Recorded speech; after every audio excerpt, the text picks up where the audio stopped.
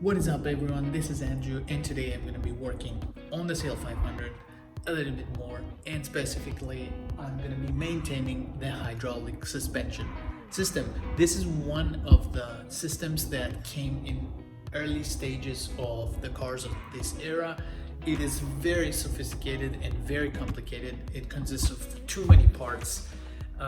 It uses hydraulic oil to raise and lower the car, but right now we have to maintain it because it has never been maintained for a long time. So I was waiting for the hydraulic suspension fluid to arrive. It did arrive today, so I'm ready to go ahead and replace that. So as you saw before, I had removed the whole tank of hydraulic fluid. It is relatively easy to remove if you want to do it by yourself. There's one bolt here that holds it in place, and there are two bolts down here that it's impossible to get there so you can see it, but there are only three bolts holding the whole thing. After those bolts are out, then you only have to remove those two hoses, and then the bottle can come out. Of course, after actually clamping these two hoses that go to the pump so that you don't make a mess and the hydraulic oil leaks, then you can empty the tank and you can clean it. This one had a lot of brown fluid. The fluid is supposed to be green, so in this case you need to clean the tank. Right now it's back with the old filters. What I'm gonna do is I'm gonna cycle the fluid, and then I'm gonna take this hose out into a bucket and have someone raise and lower the car after the fluid is heated up to 80 degrees. I'm gonna drive the car for about half an hour so that the fluid heats up, and then I'm gonna have someone pressing the button inside so that the fluid comes out, cycles through the pump, and the fluid comes out. So once the fluid starts coming out, we have to constantly maintain this tank full in order not to let the pump suck air into the system, which will be catastrophic for such a system. If you're wondering which kind of fluid I'm using the Pentafluid EHF. This is an economic alternative to the Pentosyn CHF 11S. You can find these bottles for around $13 if you search online.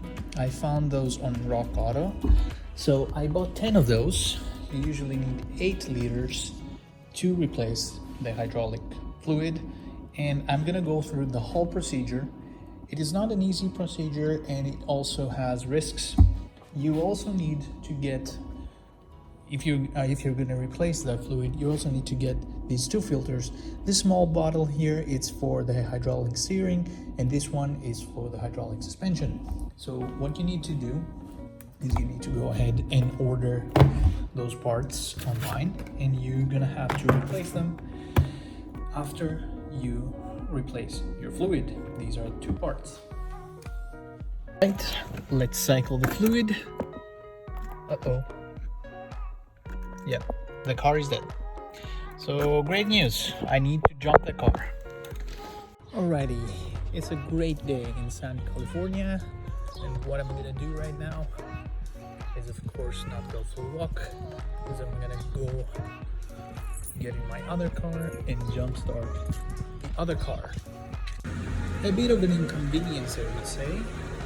The batteries on some cars are not located either in the trunk or in the front. E-Class, however, the battery is located behind the rear seats. So you need to basically, there are 2 hooks, so you need to take that off. And after you do, you need to push the seat forward. You reveal this compartment here, and then you finally reveal the battery, which is sitting underneath the seat. Great. And this is my other car, my daily driver. the E320 of 2002. Has a full AMG body kit and 17-inch wheels. It's very nice for a daily driver and super reliable. This car is basically indestructible.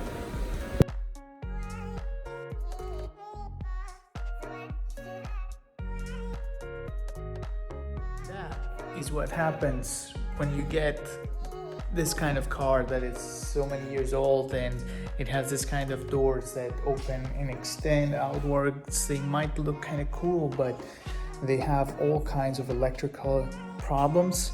So what we're looking at here is we're looking at some broken wires into the audio system. What I'm trying to do is I will try to troubleshoot why the amp at the back of this car is not giving a signal to the front passenger side speakers. So what I'm gonna do is I'm gonna check for continuity from the amp to the door and see if there is power to the door.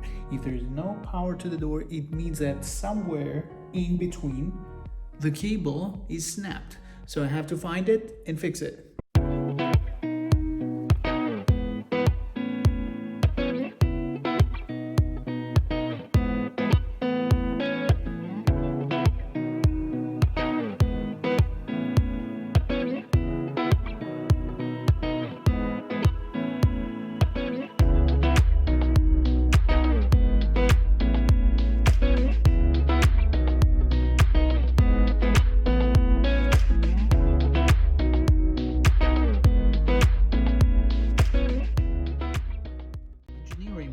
The amp and the CD changer in this car are at the back. What I have to do is I have to take the small connector, the big connector out of the amp.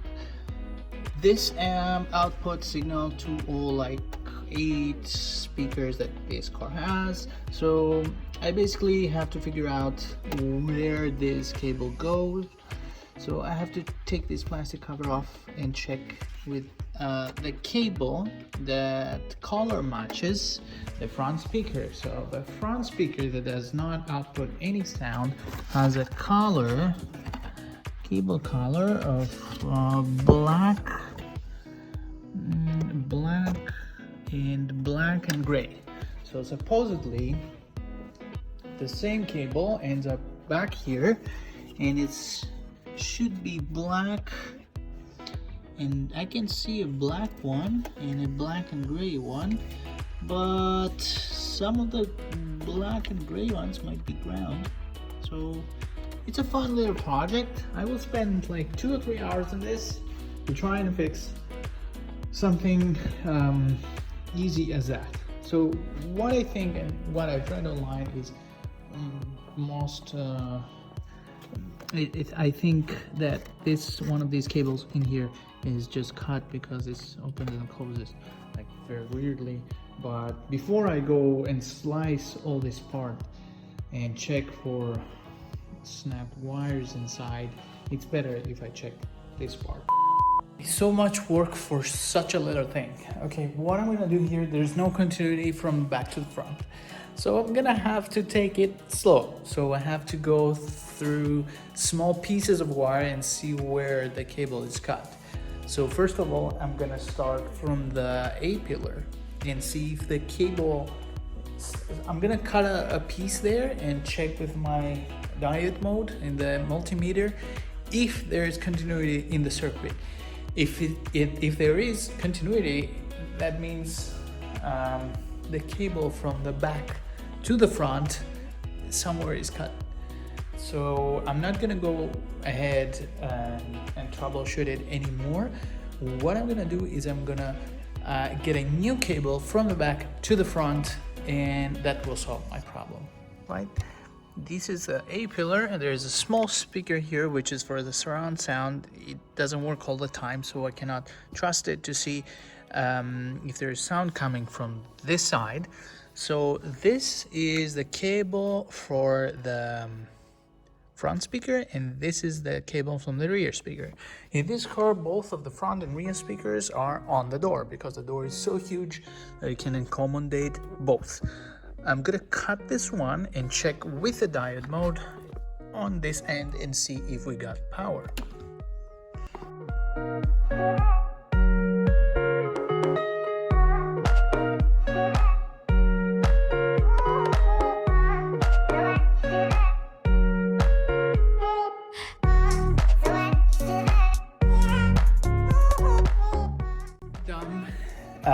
what I didn't check is, first of all, the connector to the speaker, which is obvious, right? You should check it.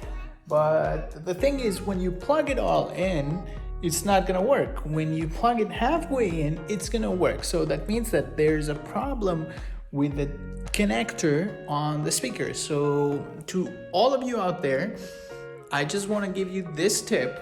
Please start from the source of the problem and go backwards.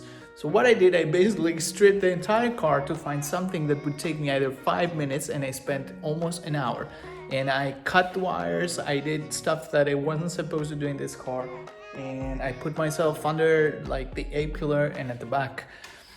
Well, you can learn from all of that stuff, but the point is that you have to be efficient sometimes. So I didn't check the connector. It seems that it's just a connector problem. I'm just gonna take it off, clean it, and make sure that it doesn't happen again.